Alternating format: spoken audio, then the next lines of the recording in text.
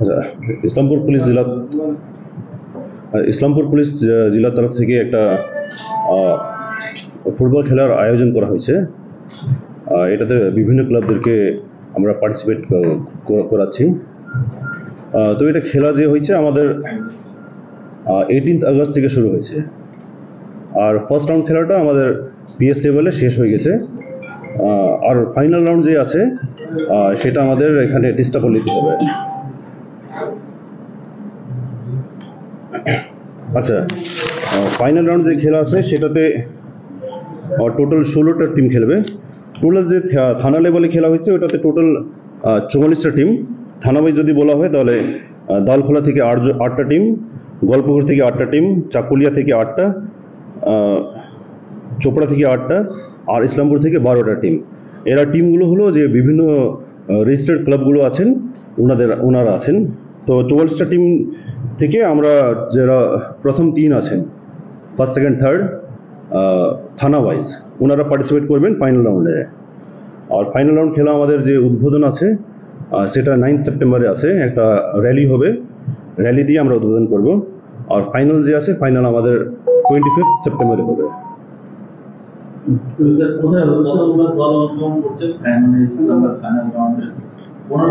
Final রাউন্ডে total 16টা team, 3টে করে টিম আছে থানা তরফ থেকে, প্রত্যেক থানা থেকে, আর একটা টিম আছে পুলিশের নিজের।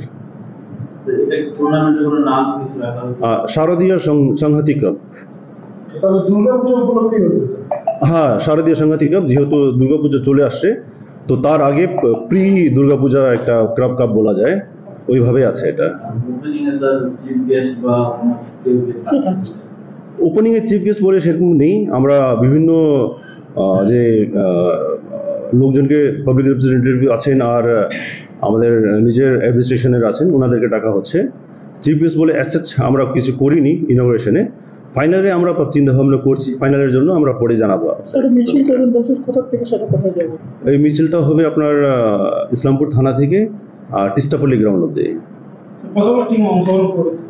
ও টোটাল টিম আছে 44টা টিম অংশগ্রহণ করেছে, যার মধ্যে থেকে আমরা ফার্স্ট 15 যা আছে, মানে ফার্স্ট 15 বলতে অ্যাকচুয়ালি থানা ওয়াইজ যে প্রথম 3 আছেন, তো আমাদের এখানে 5টা থানা মানে 5 to 15, তো 15টা টিম ফাইনাল রাউন্ডে খেলছে। আর টোটাল টিম যা খেলেছিলেন সেটা হলো 44টা, 44। এটা শুরু হয়েছে 18 আগস্ট থেকে শুরু হয়েছে, আর 30 আগস্টে আমাদের ফার্স্ট রাউন্ডটা শেষ হয়েছে।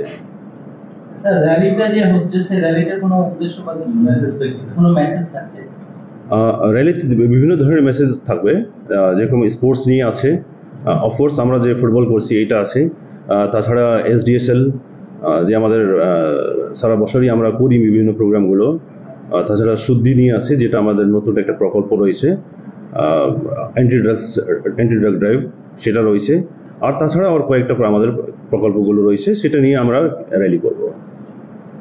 তো স্যার, এটা মানে অন্য বিষয়ে বলছি, যেহেতু গতকাল রাতে একটা বড় ইনসিডেন্ট হয়ে গেছে, যদিও এখনো পর্যন্ত মানে কারোর সেই ঘটনায় মারা যাওয়ার খবর নেই, কিন্তু বিষয়টা হচ্ছে দেখা গেছে যে সব সময় যে কোনো কিছুর জন্য পুলিশকেই দায়ী করা হয়, কিন্তু যেটা আমরা দীর্ঘদিন ধরে এই যে আমাদের যে শহরের উপর দিয়ে যে সড়কটা রয়েছে, সেই সড়কের যখন সম্প্রসারণ হচ্ছিল সেই সময় থেকে আমরা ইসলামপুরের মিডিয়া প্রত্যেকেই আমরা কভারেজ করেছিলাম, এবং আমরা সবসময় একটাই কোশ্চেন অ্যারেজ করছিলাম যে রাস্তা বড় হবে, রাস্তা ভালো হবে, এটা ভালো কথা, কিন্তু এই রাস্তায় যদি গতি নিয়ন্ত্রণ করতে হয় তাহলে পরে সেখানকার ডিভাইডারের প্রয়োজন আছে।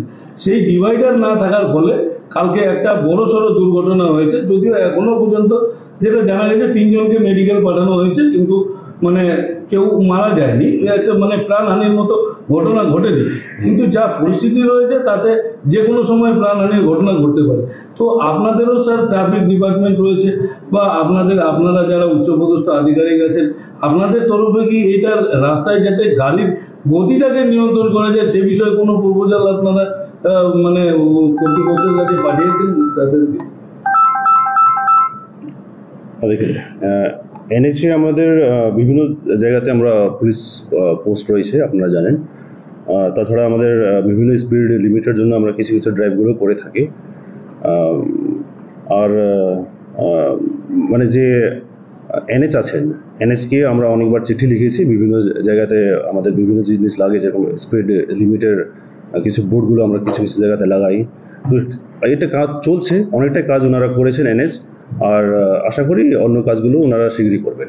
স্যার একটু কিন্তু বলছিলাম, এটা পিডাব্লিউডিতে হয়েছে স্যার, এই পিডাব্লিউডি রোড যেটা মানে আমাদের এই ইসেতে এই পালপাড়া মোড়েই আর কি, মানে সামনে কালকে রাত্রেবেলায় এই ইনসিডেন্টটা হয়েছিল। আমি এই রোডটারই কথা বলছিলাম, যে যেটাতে মনে করেন যে আমাদের এই পুরানা বাস স্ট্যান্ড থেকে নিয়ে আমাদের থানা বা ইসলামপুর বাস টার্মিনাস পর্যন্ত যেহেতু লোকের গ্যাদারটা থাকছে, সে কারণে এই জায়গাটায় কিন্তু গাড়িটা একটু মানে গতিটা নিজে থেকেই কন্ট্রোল হয়ে যাচ্ছে। কিন্তু এর বাইরে মনে করেন যে চলুন ওদিকে যে আমাদের যে ইসলামপুর বাস টার্মিনাস, তার বাইরে যখনই যাচ্ছে তখনই গতিটা আলাদাভাবে এসে হচ্ছে। আবার এইদিকে মনে করেন যে পুরানো বাস স্ট্যান্ডের এই পাশে যখনই গাড়ি আসছে তখনই রাস্তা বড় পাচ্ছে এরা। এখন রাস্তা ভালো হয়ে গিয়েছে, তো যে কোনোভাবে যে কোনো সময় স্যার এখানে মানে মানুষের প্রাণ সংশয়ের মানে সম্ভাবনা রয়ে যাচ্ছে সবসময়। হ্যাঁ, নিশ্চয়ই। যে বাজার এরিয়া আছে, মেন টাউন আছে, ওখানে গতিবেগ তো কম হবেই। আর যেহেতু যে আপনি বললেন কি নিউ বাস স্ট্যান্ড পের হতেই অলিগঞ্জ দিকে যদি যাওয়া যায়, তাহলে ওখানে বাজার এরিয়া শেষ হয়ে যাচ্ছে ওখানে। তো বাজার এরিয়া শেষ হওয়ার জন্য লোকজন স্পিড লিমিটটা একটু বেড়ে যায়। তো সেই জন্য আমরা, আপনারা দেখেছেন আপনার যে নিউ বাস স্ট্যান্ড রয়েছে, নিউ বাস স্ট্যান্ড ওখানে আমাদের পুলিশ থাকে, ট্রাফিক পুলিশও থাকে, এই গতিবেগ কম করানোর জন্যই থাকে। তো যদি আমরা কিছু দেখি কি গতিবেগ যদি বেশি আসছে, তো আমরা অনেক সময় ড্রাইভ করেছি, আমরা অনেক সময় চালানো কেটেছি। হুম।